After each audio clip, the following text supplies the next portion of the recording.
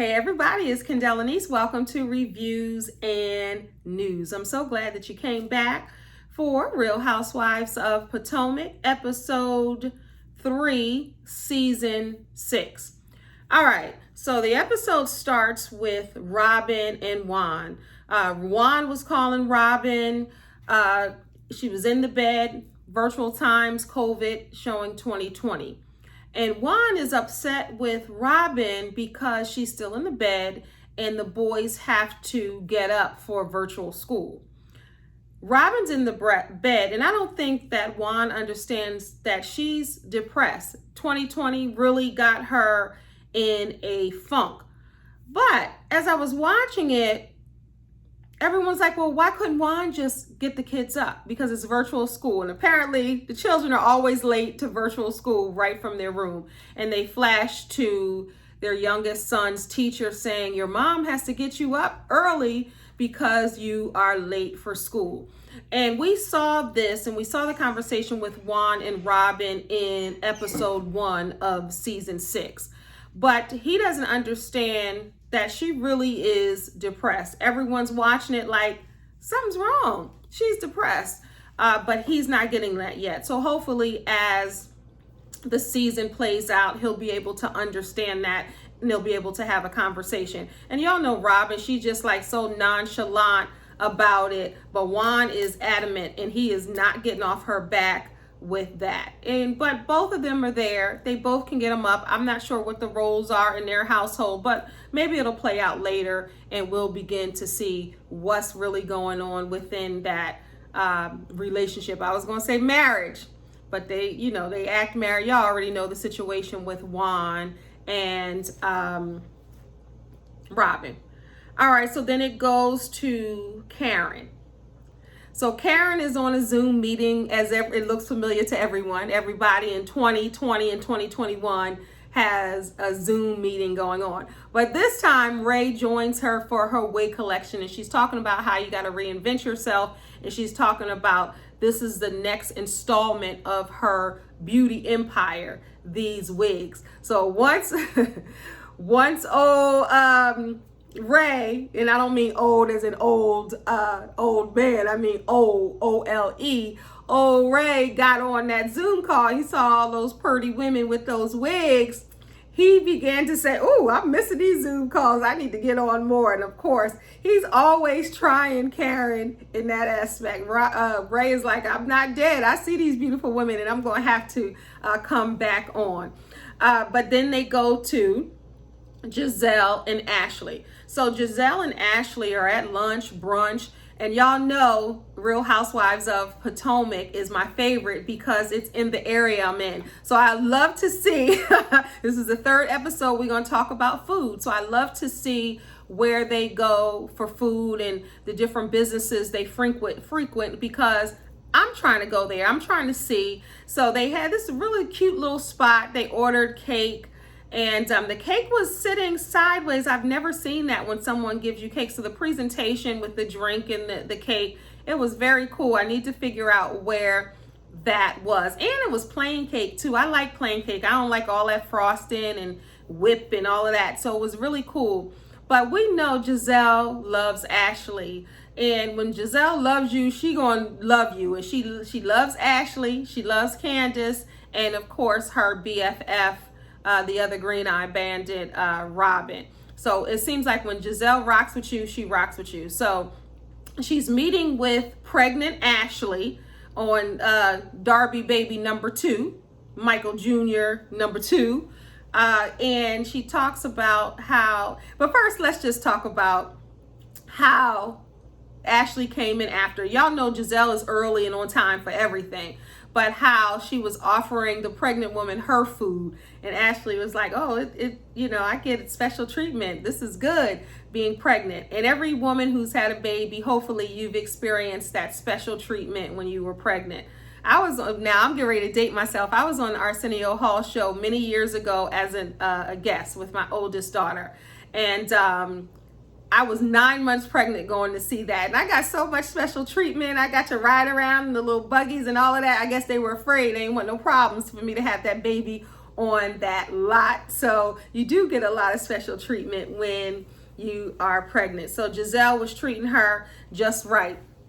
And they were talking about what had happened at Karen's party, because y'all know Ashley is the bone collector. There's a couple bone collectors on this installment of the Housewives, RHOP, and Ashley was bringing the bones, talking about Mia and what happened at Karen's party the week before, episode 2. Because y'all know Giselle wasn't coming. You know the situation with Giselle and Karen.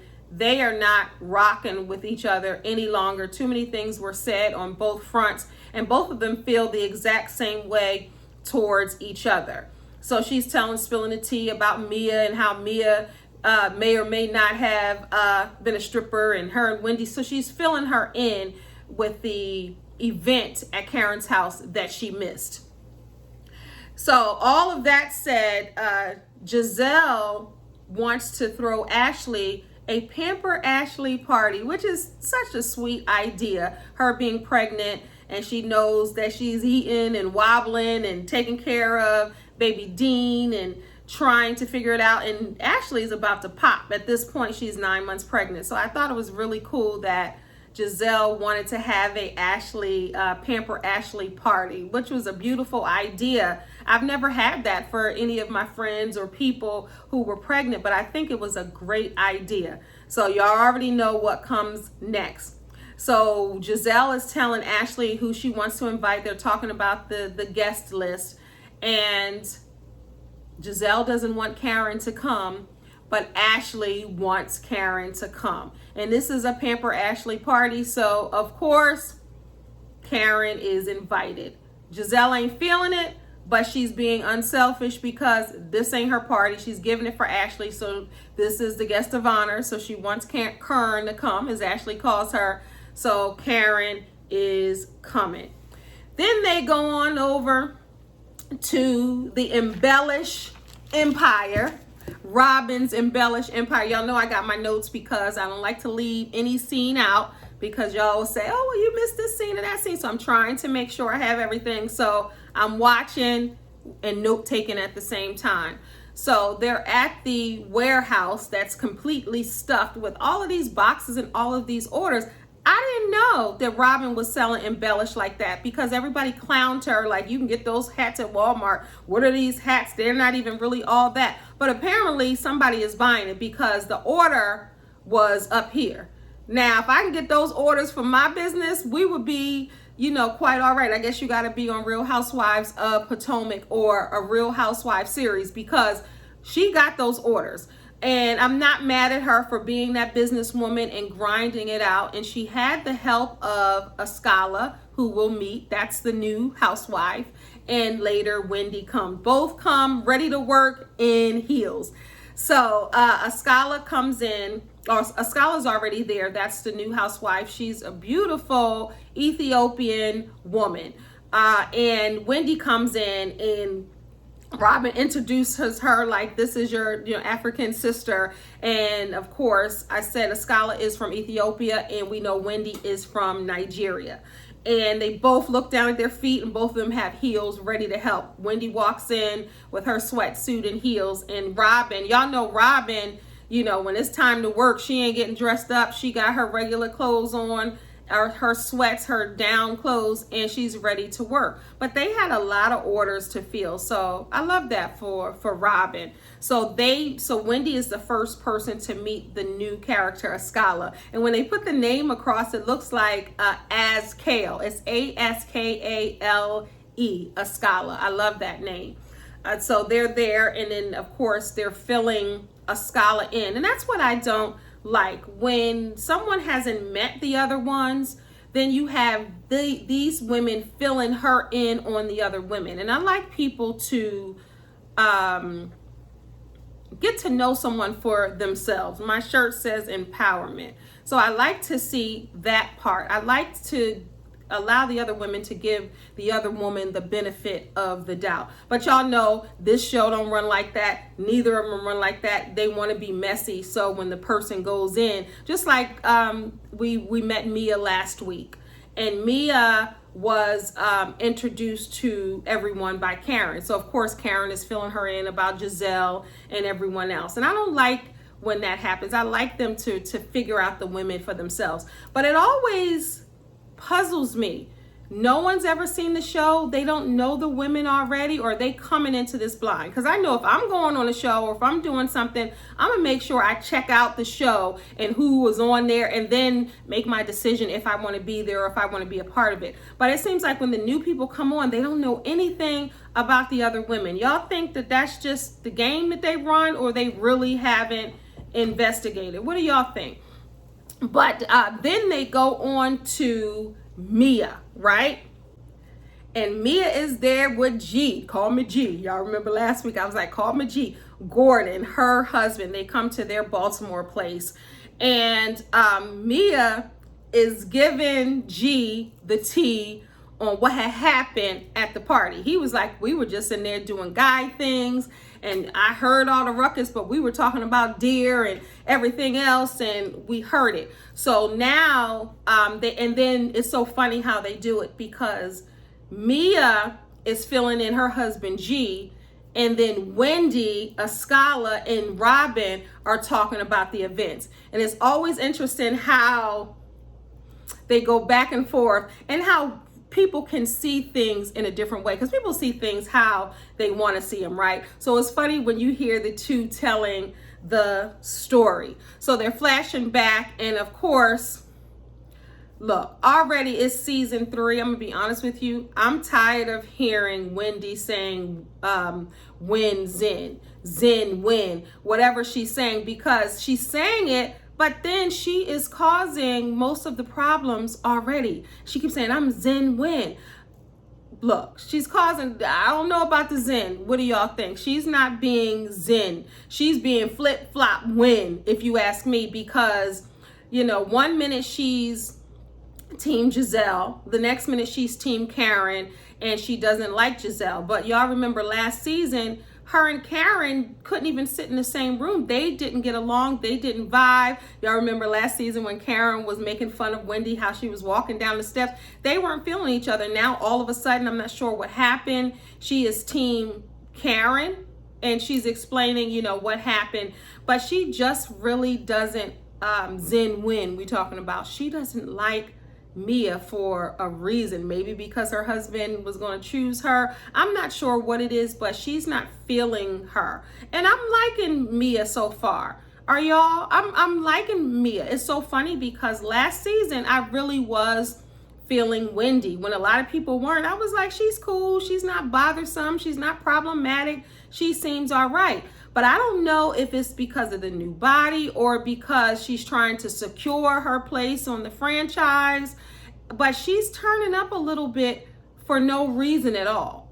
And I love the way Mia is handling her, and we'll see that later on in the scene at the spa. But I love how she's handling that situation. Then we go on, we leave Wendy and Robin, and we leave G and Mia, and we going over to Candace's La Casa de Candace. By the way, I heard her song that with the go-go beat, you know, the song that they were playing all last season. I heard it on the radio. Again, I'm local here on WHUR 96.3, Howard University's radio station. I heard hers. And that song is a bop. It rocks. When that song is on and they got that little go-go beat and Candace's little deep, you know, rich tone, her warm tone to her voice. I don't know about y'all, but I'm feeling that song, and I've heard it quite a few times on the radio.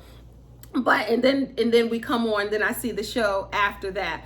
But we go to Chris and Candace, and Dorothy calls. They have a conversation with Dorothy, and Chris is drinking, and already Candace is like, my mom is gonna say something. So her mom is still controlling that and controlling the marriage. And Chris is like, I'm gonna do what I wanna do. I'm grown, they're in the house. And then Candace reveals that Chris is her husbander, her manager. And she's like, pretty much good luck with that. That ain't never gonna work out. It's gonna be about money. That's not gonna be a good look. And of course, Dorothy is going to have her opinion, and we'll see if Candace continues to let Chris manage her, or if she's going to listen to Mama Dorothy, because you know Mama Dorothy is special. She got her own room with a cardboard cutout. Y'all know, y'all remember, y'all seen it. And after we leave there, we go to Karen, and Wendy comes over to Karen, because y'all know they're besties now. So she went there. Wendy goes over to Karen's house to get business. And I love the producers, because they're like, yeah, we remember when you weren't respecting Karen. You were like, Karen is mad because I'm not coming to her for her to mentor me, and that's why she doesn't like me. Fast forward a year, now you want to start this candle company, and you come to Karen, the grande dame, for business advice. And Karen was, you know, she was giving her the business advice as she should, and she was bringing up a lot of great points that Wendy wasn't thinking about, because when people want to start a business, they just start it. Karen was like, did you think about this? Did you think about that? And Wendy's like, oh gosh, you know, so much. She said, whatever your budget is, double it. And anybody that's starting a business, they know, you know, you can come up, like if you have contractors come to your house to do work, or your car, they always say double that, because they will quote you something and it won't be that. So I thought that Karen gave her strong advice, and she loved that Wendy came to her.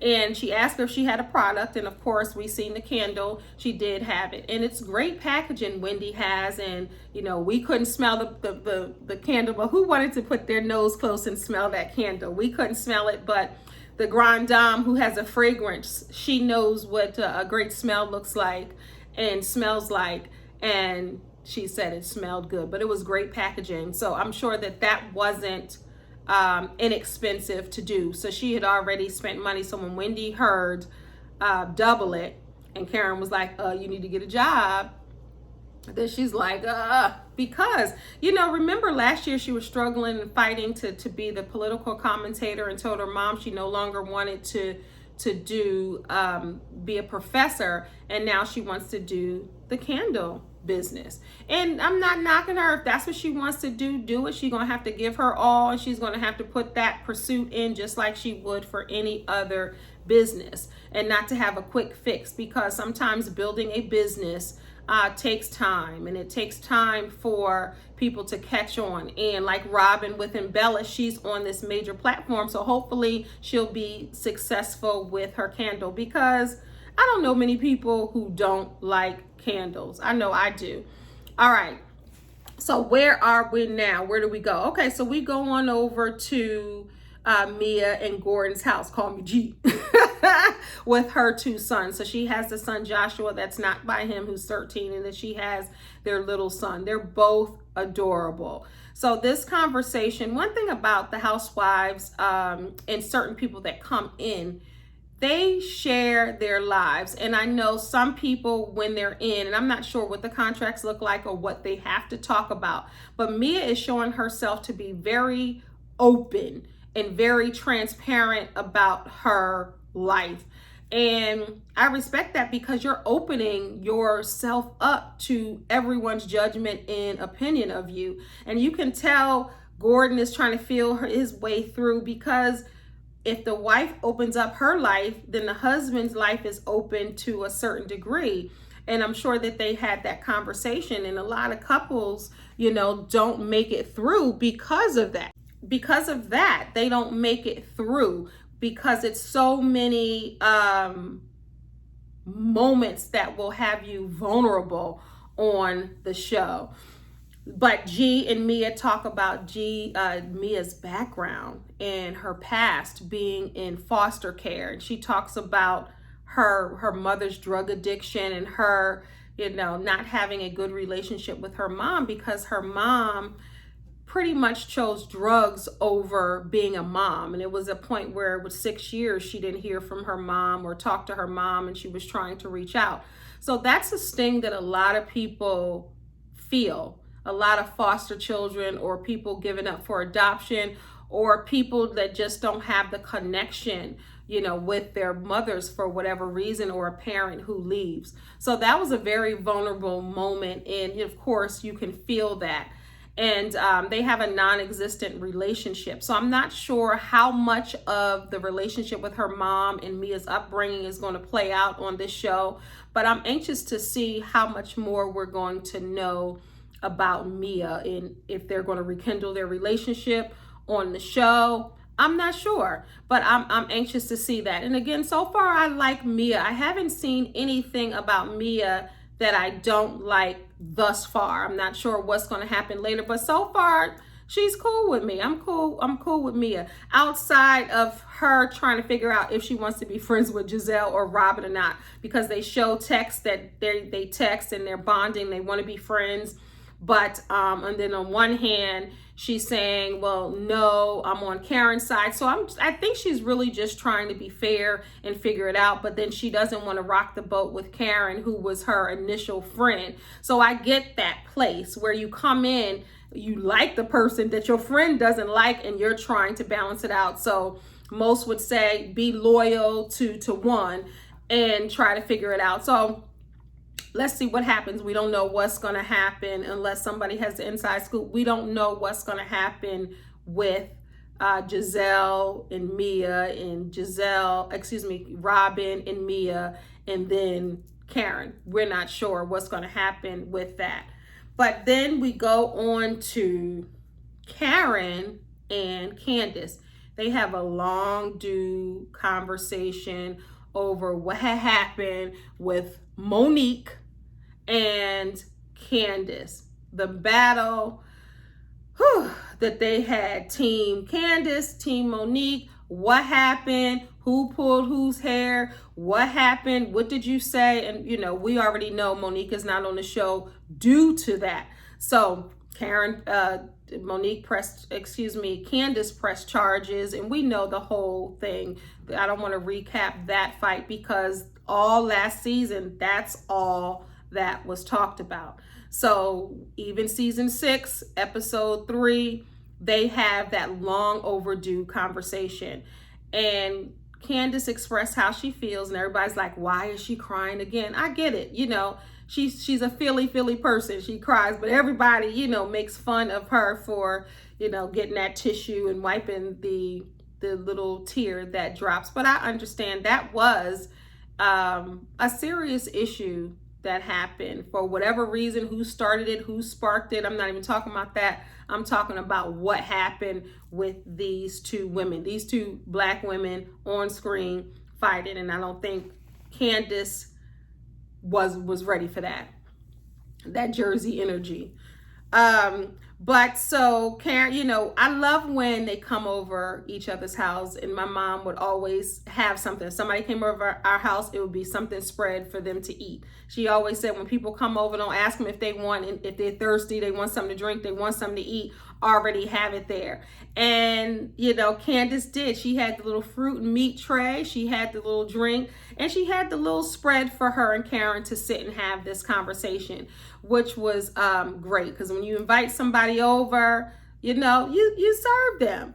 But y'all know through the whole thing, Karen was neutral. She still said she was neutral. She still said that she didn't want to get in the middle of Monique and Candace because she liked them both.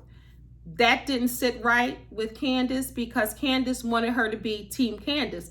And Karen was straddling the fence still, saying she didn't want to get involved. She liked them both.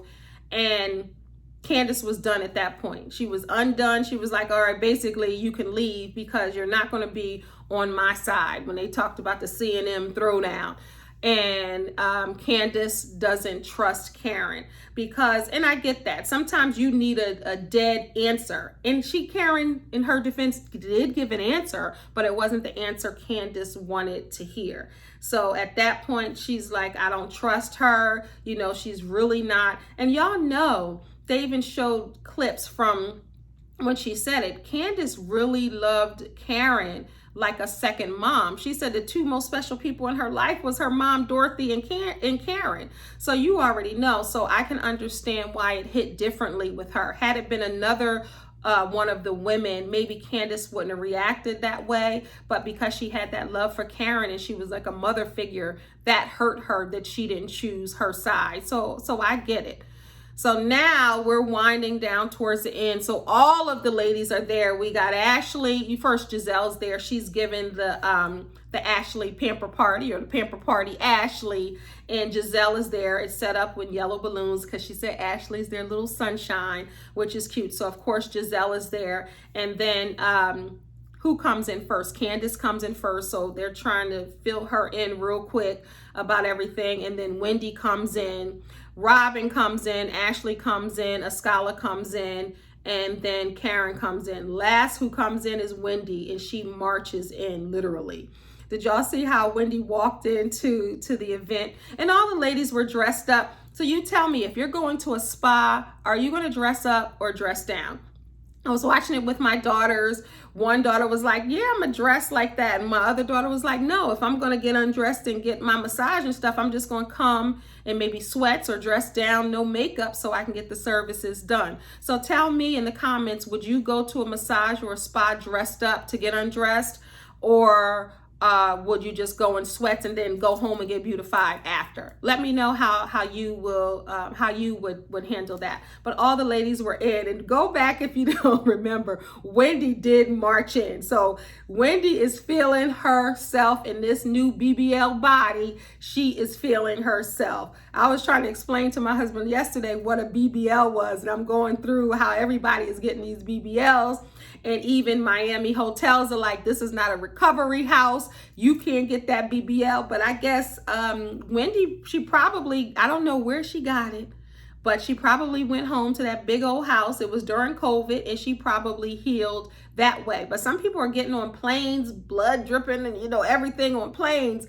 They had a TikTok where you could see them walking, like with the fupas on and all the little drippings and the little the drip cups on them, walking through the airport in Miami. So Wendy was one of them, but I'm sure she had around the clock hair, and she healed well. And she definitely looks good, and Wendy knows it. Her whole personality has changed with that BBL, in my opinion, because last time she was cool, now she's wilding.